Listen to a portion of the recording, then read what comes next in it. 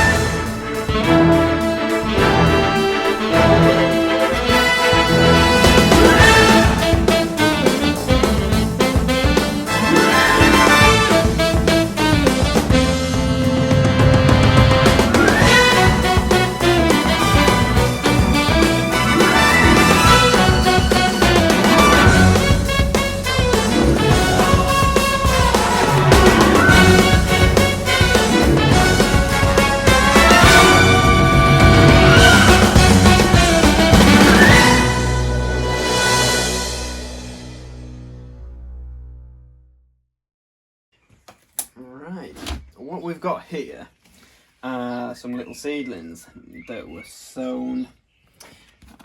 You can tell I didn't sow these actually because they're not bloody dated, are they? But this is a little plant called Dodecathion media.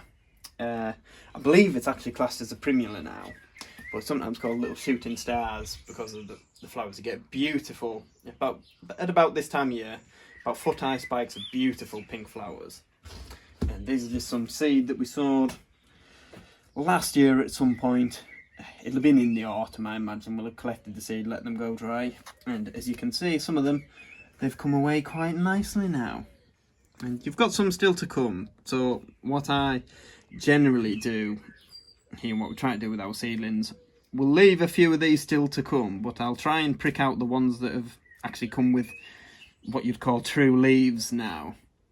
These first leaves that you get, they're not strictly speaking like true leaves, they're just called the cotyledons. So you can see there we've got some, they're the cotyledons, and then afterwards they throw up the first true leaves. So I'm just going to try just little section by section. I'll be a bit risky at first, see if I can get a full little, oh yeah.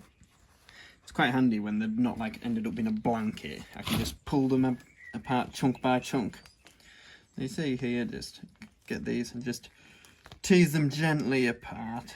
You're going to break a few roots, but you know, it's nothing to worry about with them. Just tease them ones apart here. And there we go, there's a little seedling. There's another one, there's another one. It'll just be a case of putting these little guys up. Fortunately, when these are just like little herbaceous things, you don't have to be too gentle. You can just get them plonked in. Just make sure they have plenty of anchorage so they don't end up growing and completely rocking out.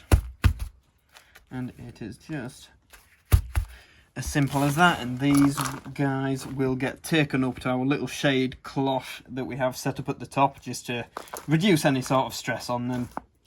Because obviously if you took these out and put them somewhere where they're going to be far too hot and in full sunlight, obviously when you've just separate them from where they are, it'd put them under a lot of stress, which would be completely pointless when you've got this far. In getting the little buggers to this size, you might as well give them a bit of TLC. Just like that, and I will show you where they're gonna go.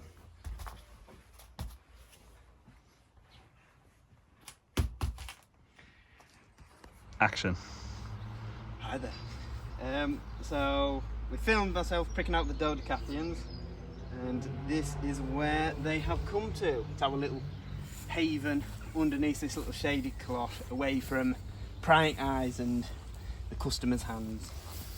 So I did them a few days ago. So you can see here the little dodies been potted up. Plenty. They obviously just been picked out. They're not going to look a lot yet, but you can see here there how they're nice and perky. So they're obviously quite happy under here. We've got some aqualegias I did a few days before, and actually this is just like a seed. I took a load of seed of our aqualegias, just all random ones, including a variety called Woodside Gold. And I was quite surprised to see we've actually got some of the variegated Woodside Gold have come up true from seed. It was very curious because even the first leaves, the little cotyledons, came up variegated as well. I'm not necessarily saying it's like, I know we've had this sort of variegation described as, it's just a bit like vomit splattered. It's unlike it. It's unusual as opposed to interesting. It's one of our favourite places under this little cloth because we've got more little seedlings here, like this Erodium Manscavii.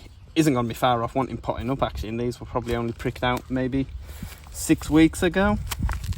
You can see there how full they are. They want potting up sooner rather than later. But if I don't get the chance to pop them up, a good idea with little ones like these, because they've obviously got quite leggy and a bit long, I can quite happily just come along, snip a load of these outer leaves off. Just again puts a little bit less stress on the plant, because obviously it's got quite a small pot that it's restricted to here, just in the meantime before we get them potted on and out for sale. And then just up here as well, if I unhook, we have a load of last year's semi-ripe cuttings here. There weren't as many successes as normal in the semi-ripes, but one that we're very, very happy with. We've got the skimmier here. This one's a male variety called Q Green. Yeah, you see, look at them fresh roots there that are coming. So these are just semi-ripes that were done last year, and then Hoheria here as well. Rooting in nicely. They love being in this environment of this cloth because it's this shade, it's near to the wall, and although they're under this shade, the sun is on them all day long, so they're getting plenty of heat, but just not in full sun. Dry up the leaves and put them under that sort of stress. So this is like the production side of things. That'll do, pig.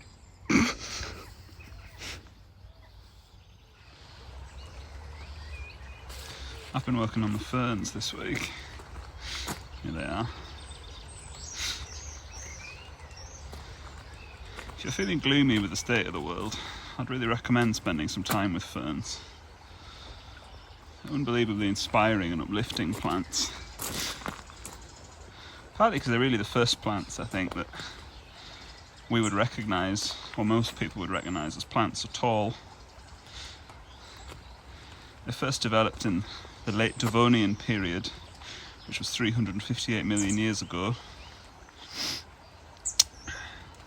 They're interesting because they were the first plant to really have a vascular system, which just means bundles of phloem and xylem tissue.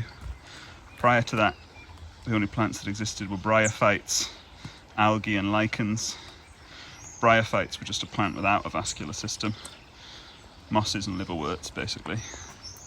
And what's interesting about the ferns is that they were the first plant, as well as having phloem and xylem, to have clear and distinct parts, clear and distinct separate bits of their anatomy.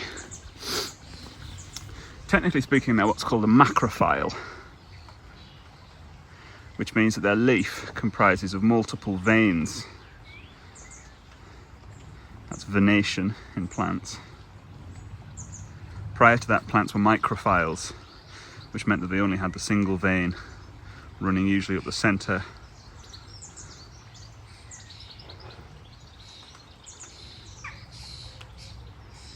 So ferns occupy the clade of being pteridophytes, along with mare's tails, but we don't like those, I'm afraid. Fern fanciers, therefore, are known as pteridophiles, which is a very nice word, and not so bad as it sounds. The Victorians were great pteridophiles, and the primary reason for that was that it was considered a safe area of botany for women to study, because there was no clear or obvious sexual anatomy or sign of sexual reproduction, and it was therefore considered chaste for young ladies and would not lead them into trouble, which is misogynistic and insane, but that's history for you in a nutshell, I'm afraid. So the pteridophytes came along before trees and flowers, and before seeds and sexual reproduction in that way that we would normally understand it. Though they do have a reproduction, it's essentially asexual, I suppose. After the ferns came the gymnosperms, which just means naked seeds. It means the seeds aren't contained within a fruit. The most obvious example would be conifers. That's easy to remember when you remember that gymnos is the Greek for naked, ancient Greek.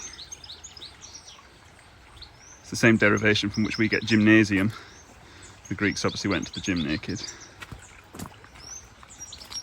So the way ferns actually reproduce is extraordinary. It's via spores, which some of you have probably heard of. Can you see those? They're the sporingium beginning to develop. They're these little round green cases which contain the spores. The spores are very, very small indeed. They're essentially, they look like a powder or even a fine dust, if you get the chance to see them. Which many people won't, to be honest. It's only really when you try and propagate them that you would have chance to work directly with spores. Spores are not seeds. As I say, seeds didn't come on the block until later. And what ferns exhibit is something known as the alternation of generations, or generational alternation. What that means is they actually have two life cycles. They spend most of their life as this, which is the sporophyte phase. But when the spores are released, they develop into something called a gametophyte.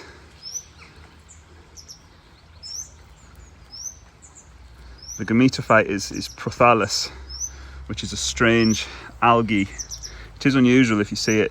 It's very unlikely you would see it unless you were working closely with ferns in cultivation and propagating them. As I say, it does just look like a slime or an algae. It's not exactly inspiring, although I think it's inspiring. But I would, I suppose. And it's in that prothallis stage that the fertilization and sexual reproduction take place, away from prying eyes. And once that happens, they then develop into the sporophytes, as you see them now.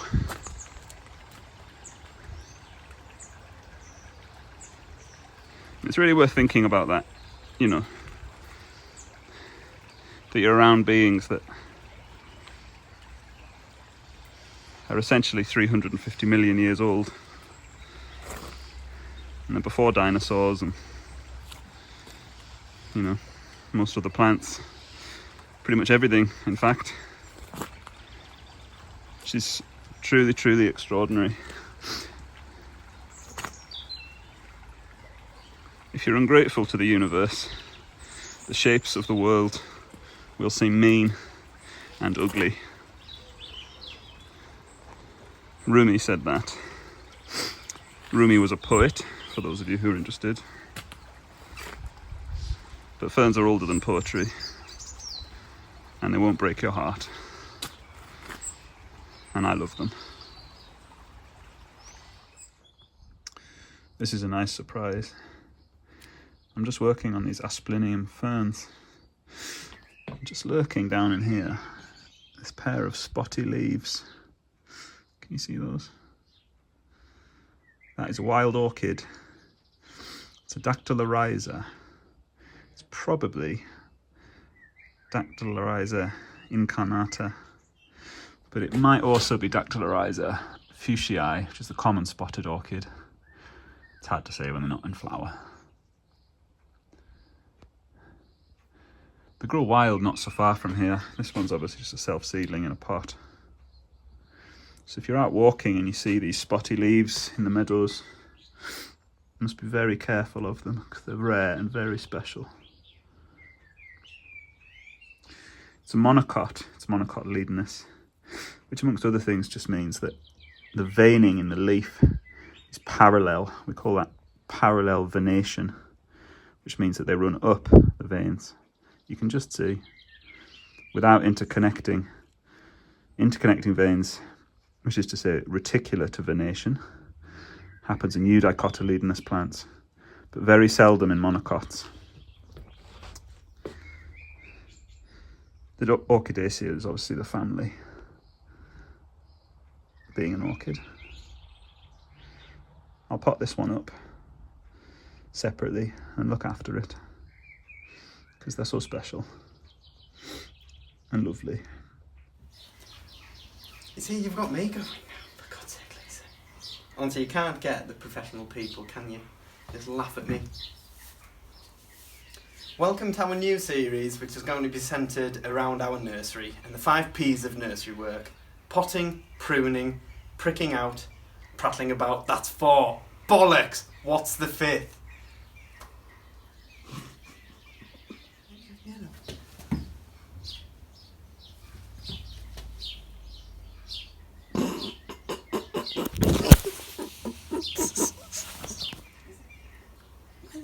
Potting, pruning, propagating, pricking. Right, I've got it again. Right.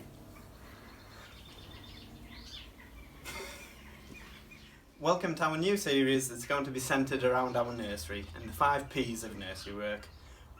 You might as well be not can all this, Lisa. So do like that. Where shall I put my hands, Lisa? Where shall I put my hands? He's going to keep all this, isn't he? Welcome to our new series that's going to be centred around our nursery and the 5 P's of nursery work.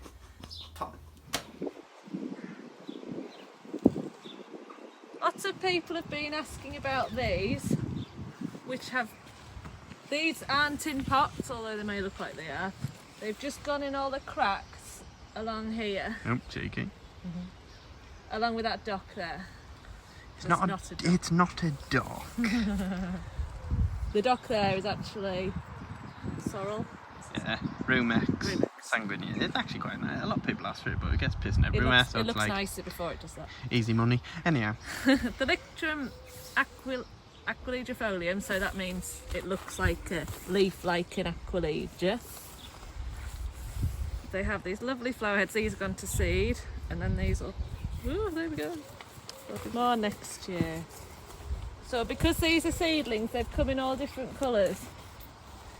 So we have this nice lilac colour, which seems kind of the most typical.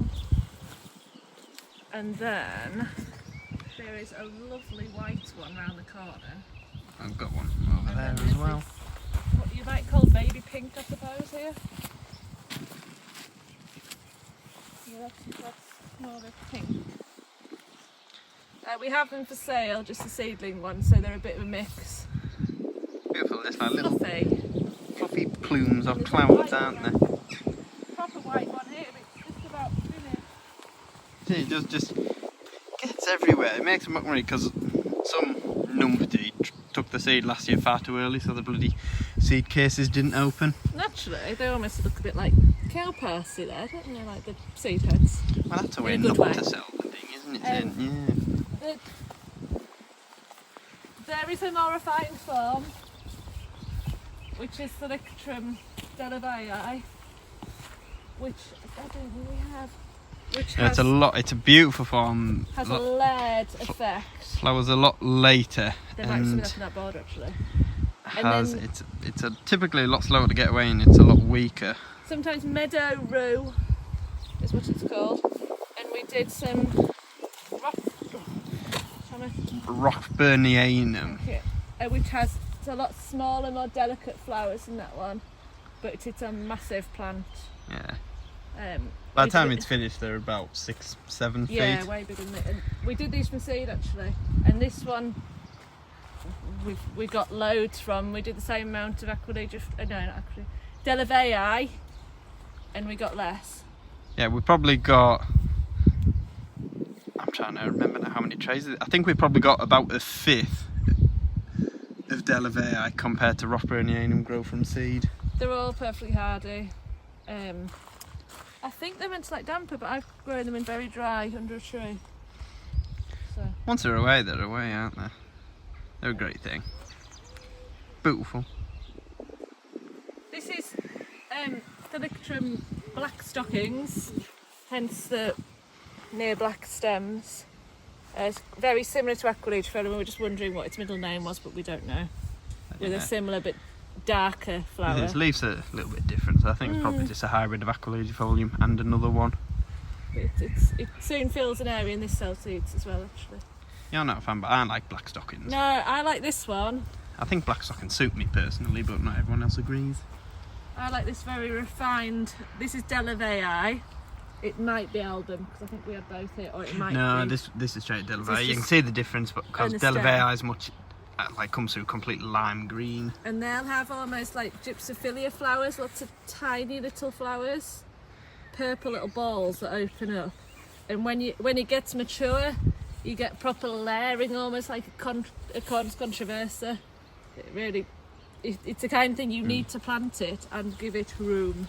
Yeah. Because if you shove it, we planted these really far, but actually they're filled in nicely already, haven't they? But it is a lot later flowering and a lot later to get away.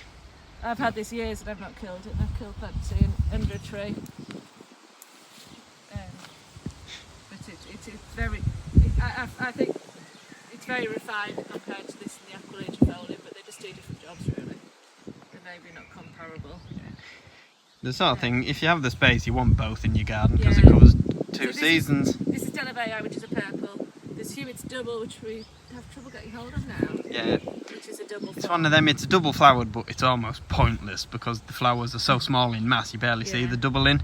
And there's a white. But yeah, Delavei album is absolutely gorgeous, but it's weaker still than this one. I say weaker. It's just slower to get away. Yeah, you give it time, give it the patience. Yeah. Compared to these beasties. Yeah.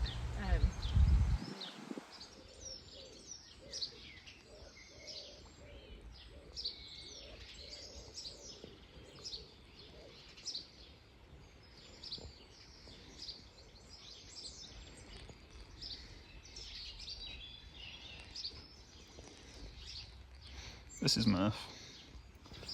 Murph's helping me today. Aren't you, Smurf? He's old and sensible. And this is Frank.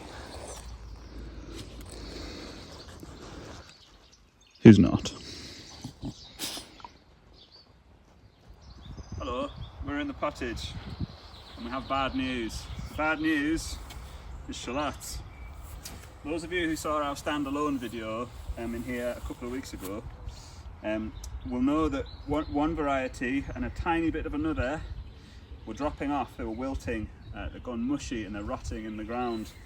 That wasn't the end of the world because we felt that it was the sets, and some varieties, this one which is Hermione and Malcolm's Massive Mystery, which is this one, were okay. However, you'll notice where I'm standing is where I cleared out a load of dead ones the other day. That was just to get them out the road and to stop anything that might be in there spreading. However, I've taken these ones out. I left these ones which then dropped off. Unfortunately now, literally in the space of a few days, this variety, Malcolm's Massive Mystery, which was otherwise healthy, has dropped off. That's a real worry, because what that probably means is that whatever the issue is in the soil. It's not contained within the sets, it's spreading, or it's been imported via the set. Either way, it is now moving within a localized area. You can see that one, these, and it's actually, I would say in the course of the last 2 days, moving up this row. Whatever it is, it's not allium white rot, I've checked that, but whatever it is building up in the soil, and it's not good. You can see here, as I showed you the other day, I think the inner ones seem to be unharmed, but the outer ones are going mushy. That's not terrible yet, but it's not good. You can see they've started to divide and then they're going mushy. If you cut into there, can you see that, Thomas? Yeah. That's not just like... You can see just by looking at the leaves, they're just like completely totally wilted. I mean, this Massive Mystery I mean, you can see, can you see down in there, mate? That's what they should look like. See how they're dividing off and splitting all the time. This one has started, and then look at that, that's just mushy shit. It's really, really awful. You know, that's even the inner ones it's going to catch. It's going to spread, I should think. So these have to come out, and we'll try and stop whatever it is spreading to the others. What it is, we don't know. You know, we're still trying to work that out. We will continue to monitor the crop in here, in the hope that we either come up with an answer or we get a spell of dry weather which might stop it. All I can think, unless if it's not a soil-borne pathogen, is this patch of ground is holding more moisture, or there's something in there that's causing them to rot off. You know what you should have grown, George, instead of getting your problem with shallots? What? Just a load of onions. Cut. So we're just setting up in the polytunnel a bit of a field trial that we're doing with growing tomatoes and cucumbers and maybe some courgettes in different kind of growing mediums and growing styles that you might have access to at home, and we're just going to see how it goes. But what I really want to talk to you about is a bit of a snag we've hit on the way, which is these. We bought these grow bags at Lidl. They're just what you'd have available at home. That's why we've chosen them. They're not a special horticultural one, but they're just the kind of thing your average hobby gardener is going to have access to. As you can see, I've planted some things up in it to see how it's going to go. But the problem we've had is I split one, so I poured it out into a pot. Now this bag is advertised, can you see that on there, Lisa? There's 27 litres when filled. So, you know, that means we're getting what, 13.5 litres per tomato plant. I've poured it into this pot size here, which is a 20 litre pot, and I've broken it up. And that is what you're being sold as 27 litres. That fails to fill a 20. If I mush that about a bit, realistically, that's maybe a fraction over 3/4 full. So we're looking at probably 17, 18 litres, which means per tomato plant, although you've bought it in good faith, you're only getting 8 litres. How they're able to get away with this, I just can't fathom. You know, it's illegal. You're buying this in good faith, and you know, I wouldn't have known how many litres was in if I hadn't poured it out and tested it. So what's happening is you're buying this, you're following the instructions, you're planting it up, you're not having enough nutrients for your plants are going to fail or do less well, and the average gardener, the hobby gardener or the new gardener gives up and says, well, it's not going to work because my plants don't grow, I'm no good at gardening. But you haven't done anything wrong, you've been missold this product. It says on the instructions on here, you can get 3 tomato plants in one of these bags. You know, that's 17, 18 litres for 3 tomato plants isn't even close. It's so disappointing. It says when filled, so yes, there's going to be some compression, but this bag is really tight. There's no way that 10 litres, a 10 litre pot, that's half of this, is going to fit in that space. They're willfully shortchanging you.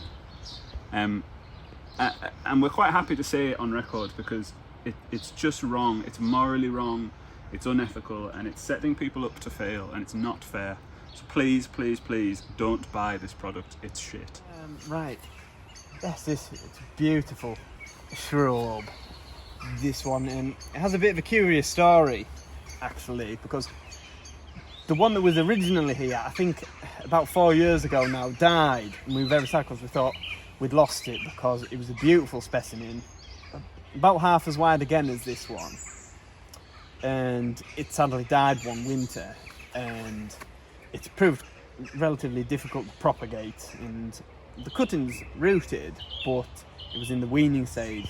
We lost them all, but after this one had died, the original one had died, we noticed a seedling popping up in its place, and we protected it and nurtured it, and this is how it stands about 3 or 4 years on.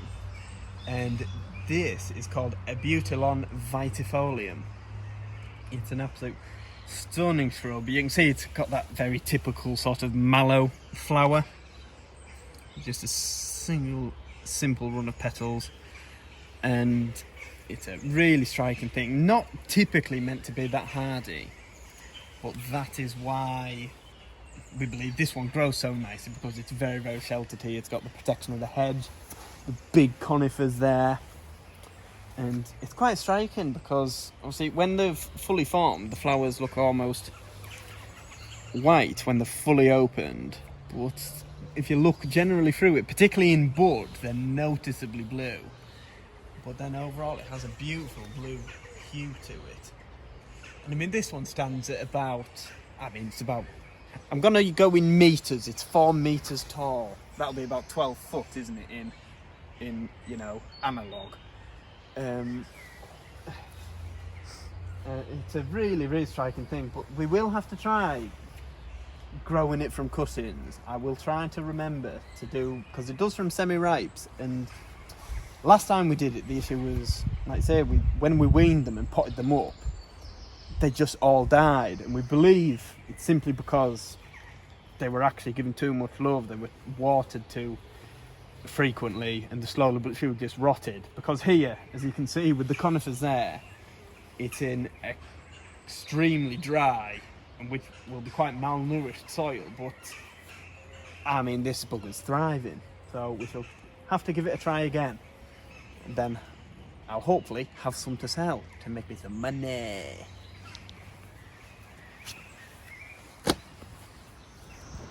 So this is the polytunnel, which we're emptying at the moment. Summer's finally here, apparently. It's not going very well, but so all the things that have overwintered in here are coming out, and that means that over the summer the tunnels don't do very much. So this year we're taking it as a bit of a field trial area, and what we're doing is field trialling tomatoes, cucumbers, some courgettes and some squashes, all of which like a bit of heat, and we're going to trial growing them in different methods in here that you might have access to at home, that home gardeners can have a go at. And we're gonna, because we have the space to play with, and to be honest, we have the room to fail. We can get away with it at home. You know, if you fail in a tiny greenhouse, it's, you know, you've messed up the whole year. Whereas for us, it's not the end of the world. So we're field trialing different methods of growing produce undercover. We're in the polytunnel. Some of the methods we're doing really to show you what you can do at home and what's going to work and what's not. So we're not doing anything here that isn't accessible to the average gardener with a little bit of space. The only difference obviously is there's more of it, but other than that, the plants are the same, the compost's roughly the same. There's nothing special going on. These ones have just gone, these are tomatoes, they've just gone straight into the regular bags of the compost, the shrub mix that we use for everything. Almost everything. It's a rich compost. It is enriched with feed. You know, it is quite a gritty one as well. All I've done is I've cut slots in there, and we're going to grow them up these strings here. A lot of tomatoes and a lot of greenhouse plants generally, edible greenhouse plants, are grown up strings or up lines in commercial growing. When I worked in food, it was very, very common for that to happen. The chilies, cucumbers, I saw almost everything going up a line.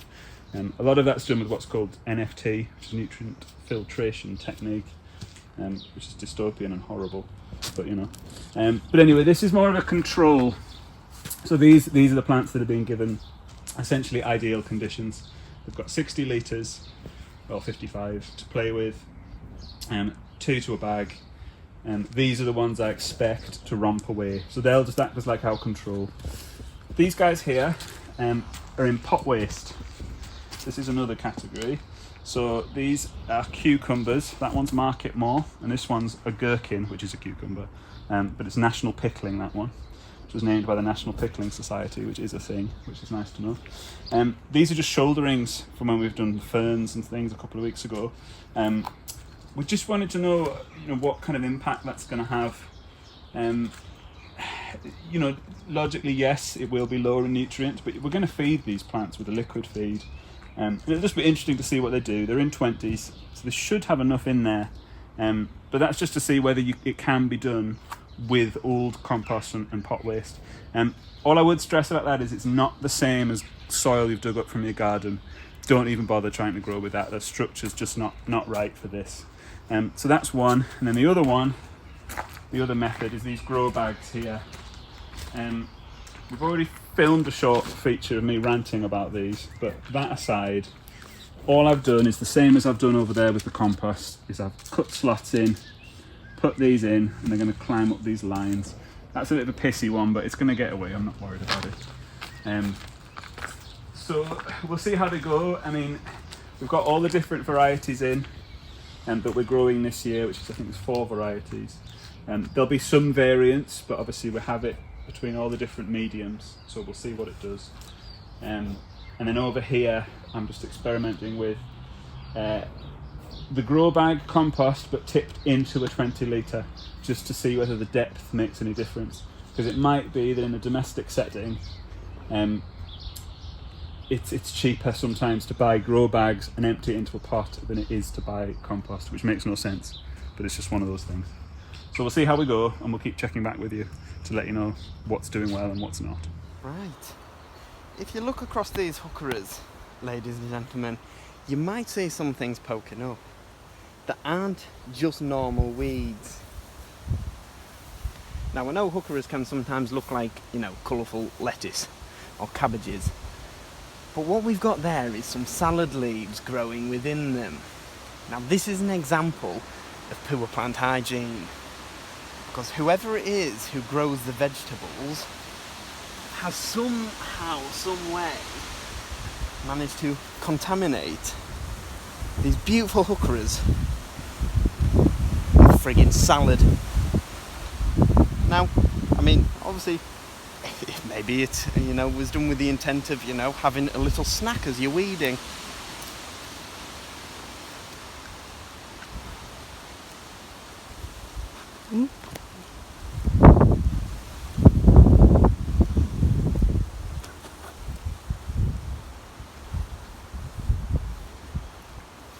Ah, lovely.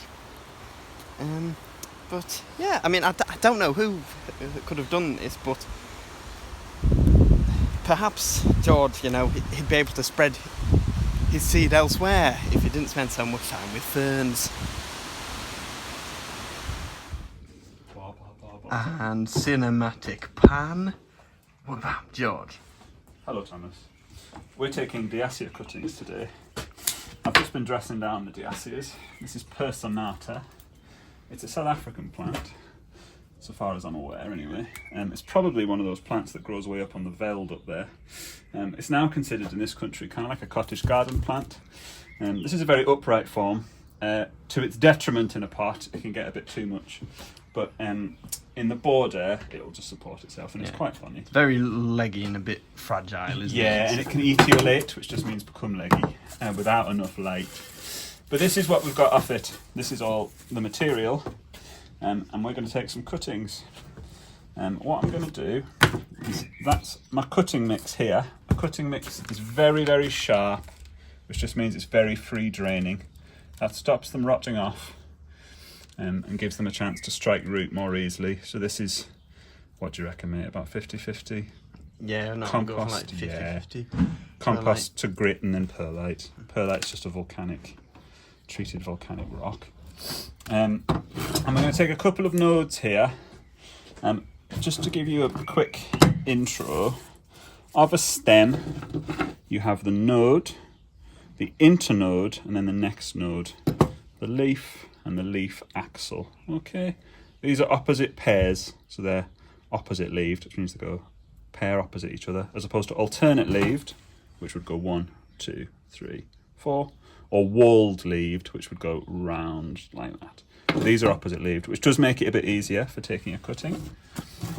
We're just going to take 3 pairs, as I say. We don't need to take loads. The other day I did a load of these on autopilot, and I did them as you would a hardwood, which is where you put all the stem down in. But we just don't need to do that. These are going to strike really easily, and it can make it a bit of a weaker plant. So that was my bad. That's one there. So I'll show you super quick. I'm going to strip those pairs off. We don't need them. Yeah, back to the node. There's a bit of skin there. That's the node there.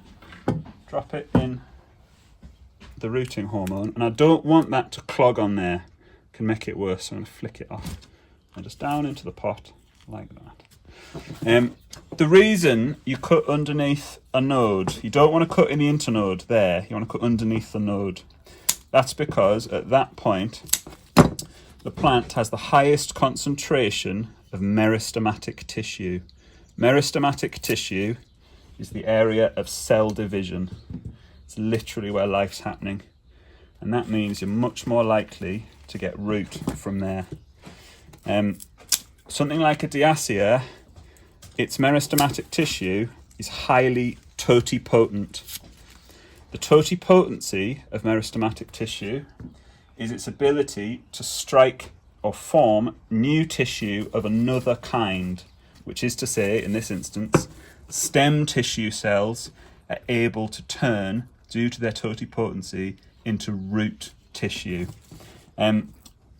All plants have meristem, since they're able to grow, but some are more totipotent than others. That is why some plants can be taken from just a stem cutting and some need to be grafted, because while they have the ability to divide their cells, they do not have the ability for those cells to become roots without going onto a rootstock. Cornus Coos is a good example. As far as I know, all Fagus needs to be grafted. They dislike or just won't take as a root cut, as a stem cutting. So that's interesting. And it is interesting to know that, by the way. Some people might think that's boring, but you need to know why you're doing stuff. You can't just cut under a node because that's what you're told to do. You do need to know the principle, right? Yeah, there's a reason you can't just do everything from cuttings. If everything could be done from cuttings, yeah, our life would be so much easier, George, and we couldn't be having that, could we? It would be less fun, Thomas. But these diacias, you're not going to bother with any of this really flippy floppy stuff, because that's no good for anyone. It needs to have a bit of rigidity and turgidity to it. Yeah, it certainly does. And also, to be honest, it's they don't push into the pot very well, and that's crap. Yeah, there's no point growing from that. Yeah. And I've got mountains of material. You know, if I had something rare and special, I might take some, but I just don't need to here. I can be here, as greedy as I want. There's no point trying to thumb in a softie, is there? On another note, you do, but like I say, you need to know why this is happening. Builders know that stuff does happen. Craftsmen know why it happens. Aristotle said that. That's metaphysics, I believe. And don't you be pissing off any of our building viewers, George. That's true. Exactly. Proper builders. I apologise on his behalf. Cheeky. But there we go. So there we are. And we're going to get 8 of these. You get so many per stem on these. And it looks harsh, but because of just how tall and legged these go, and with it being a diacia, those plants there, although they look a bit hungry and starved now, we'll probably revisit them and you won't recognise them in a month. And these are all last year's cuttings. So each of these is amazing. It's nice coming full cycle. Yeah. So this was this time last year, that to this. Just managed properly. Mm-hmm. Within a year, that's in a 1. That's going to go into a 3 litre today. That's going to be a 3 litre sellable plant now, just from doing that. Magic.